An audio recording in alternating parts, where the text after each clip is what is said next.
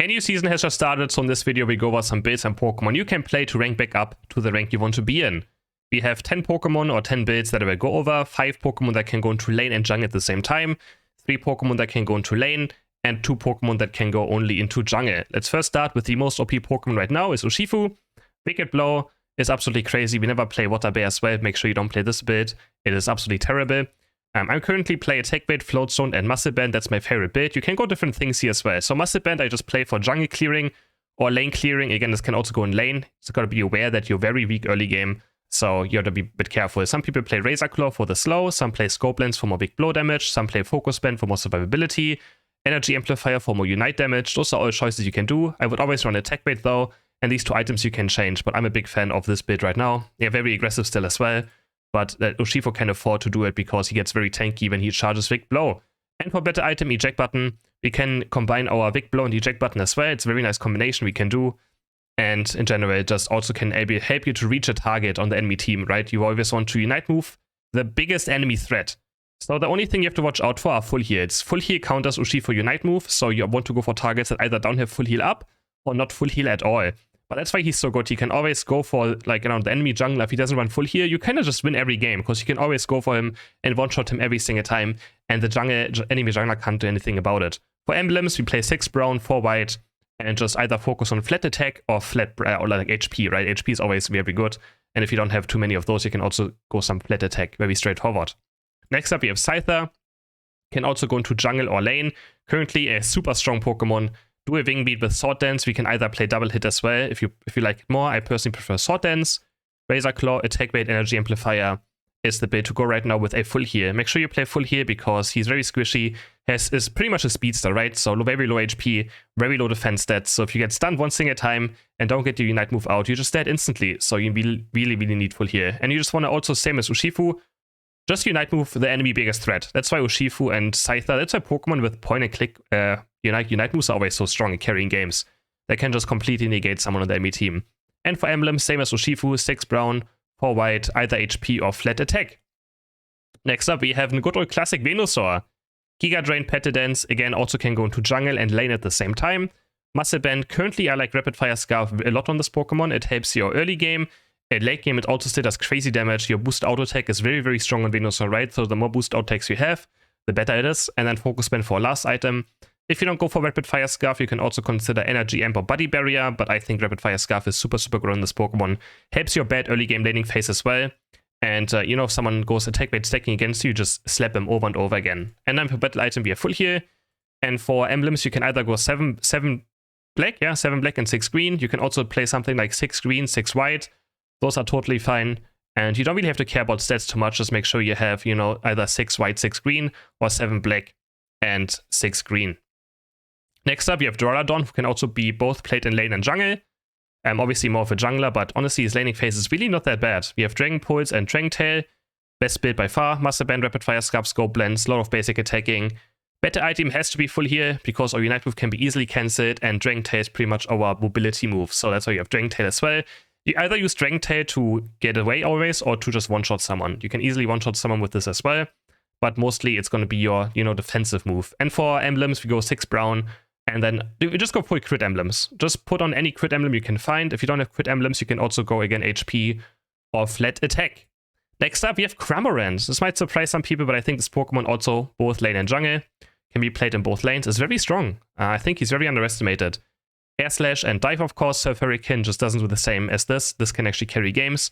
For head items, I currently run Shellbear, Energy Amp, and then either Body Barrier or Choice Wax. You can go very defensive as well. You can even play this. You can play Body Focus, Energy Amp. You can become very tanky on this Pokemon and live a lot, or you can just be also a bit more aggressive and go this as well. And for battle item, we either play Eject Button or Full Heal. Eject Button is very nice because you can actually Eject Button during your Unite move. So that is also very good. Besides that, probably full heal. Just because of Urshifu and Sableye, as I mentioned earlier, if you get Unite move, you're kinda dead. I think you can dodge Urshifu Unite with Dive, but it's very difficult. So full heal or Eject Button is the way to go. And for emblems, also 7 black and 6 green. Next up, we have laners now. First lane on this list is Machamp.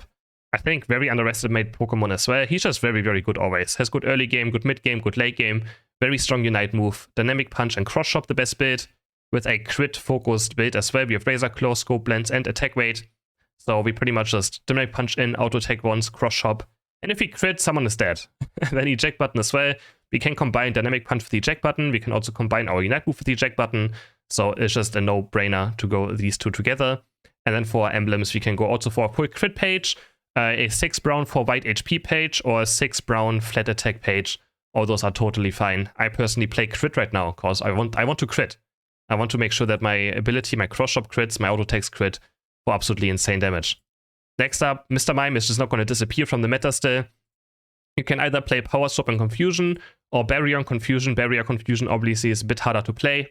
Power Swap Confusion is still very strong. Special Specs, Choice Specs, and Focus Band is my build. With an Eject Button or Full Heal, again, both of those choices are fine. X-Speed is also totally okay. And for emblems, I play 6 white, 6 green, and 3 black. That's actually a page you can have. Also very strong, so focusing on some HP and also on some special attack. If you play Barrier, you can also go full special attack if you really want to.